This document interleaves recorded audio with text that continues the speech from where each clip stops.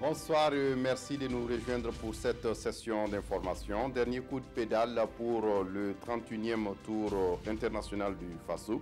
C'est la 31e édition et c'est notre compatriote Mathias Sorgo qui est le grand vainqueur. Il conserve le maillot jaune à l'issue de l'arrivée de ce matin sur le boulevard de l'Indépendance dans la capitale burkinabé.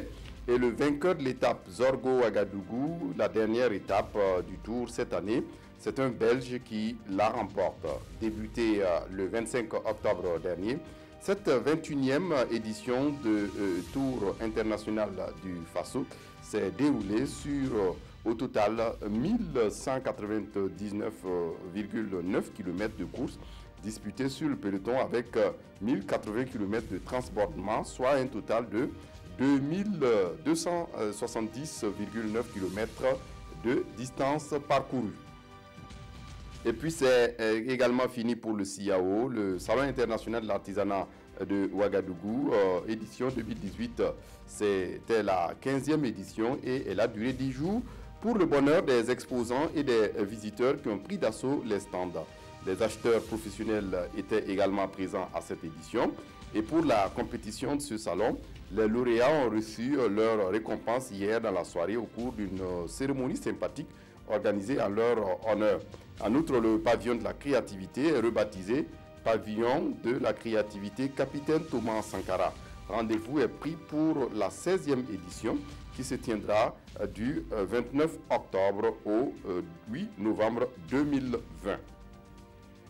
Et puis la nouvelle de la campagne agricole finissante. Cette année, la saison pluvieuse a été plus longue que d'habitude dans plusieurs régions du Burkina.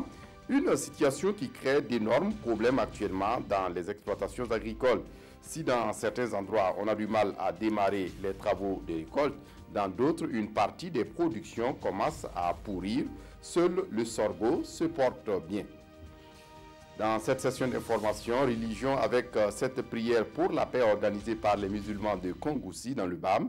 C'était le samedi 3 novembre dernier. Des membres de la communauté musulmane, mais aussi du gouvernement, étaient présents à cette prière.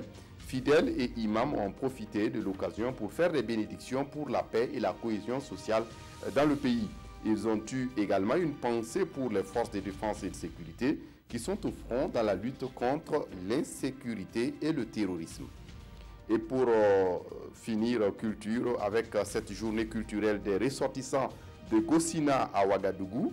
Gossina, c'est un pays sans dans la province du Nayala précisément, une occasion de retrouvailles et de resserrer les liens de solidarité et de fraternité entre fils et filles de Gossina. C'est tout pour ce flash. Je vous retrouve à 20 h pour le développement de toutes ces actualités. D'ici là, excellente suite de programme sur la RTB.